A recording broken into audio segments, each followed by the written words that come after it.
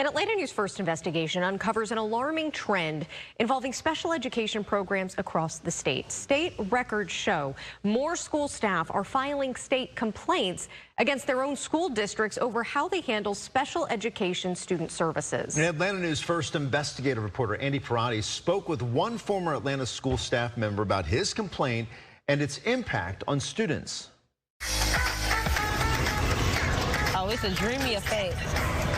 So you remember my rules of TikTok, right? Natalie Robinson and her daughter Tanila go over the rules. No inappropriate videos. Of TikTok. It's just strictly good dancing. For the 12-year-old, the app is a way to connect to the world because she doesn't always feel comfortable doing it in person. A few years ago, Natalie asked Atlanta Public Schools to perform a psychological evaluation of her daughter, concerned she may have a learning disability. So I have her read a sentence, like we work on reading, and I have her read a sentence, and it's like she'll stiff up. She'll just freeze up, like she's scared to read, or so I'm like, Nala, you know, what's wrong? The evaluation did find something wrong. It said her daughter tested significantly below average in multiple cognitive areas, including reading comprehension. Yeah, comprehension was definitely the main one. 2 years later, though, Natalie learned something else may have gone wrong. According to this formal complaint filed with the Georgia Department of Education, the person who performed Tanala's psychological exam was allegedly not qualified to do so, writing they had no certification or licensure in child psychology. It wasn't her mother who filed the complaint. It was Roderick Walker, a former school psychologist with Atlanta Public Schools. What's that potential harm? Being placed in special education services when you didn't need to be placed in special ed. Or a flawed evaluation that fails to identify the help Tanila needs in the classroom. Walker worked for the district for nearly 10 years before resigning last year. He claims Tanala's evaluation and dozens of others should be considered invalid because they were incorrectly conducted or performed by unqualified staff.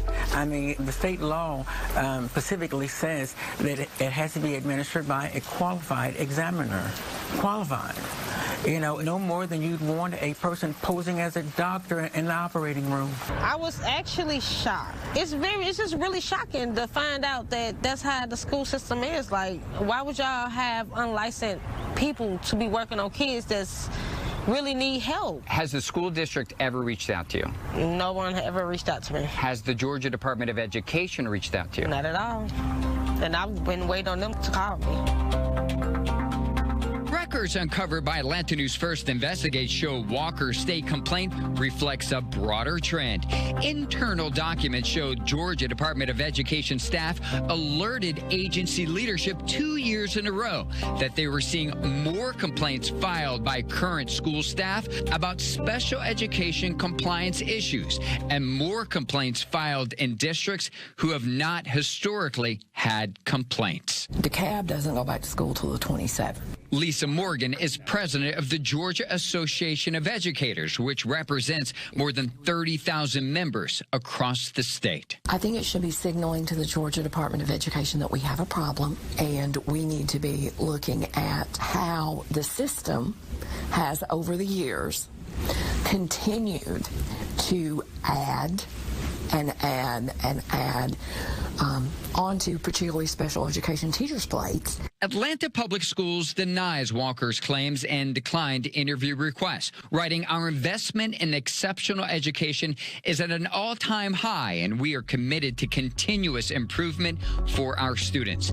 But its special education department has faced scrutiny before. 2 years ago, an audit found widespread problems in how the district managed parts of its special education program, including problems following IEPs or individualized education programs.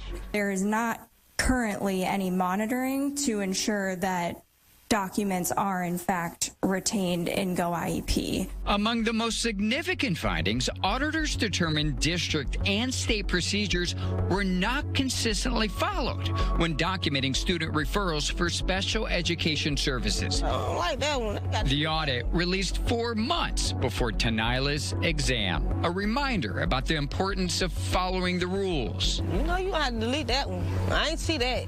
A lesson this former school psychologist claims Atlanta public schools and other districts have yet to learn. It's signaling that schools aren't doing a good job of providing the appropriate services that are outlined for students with special needs.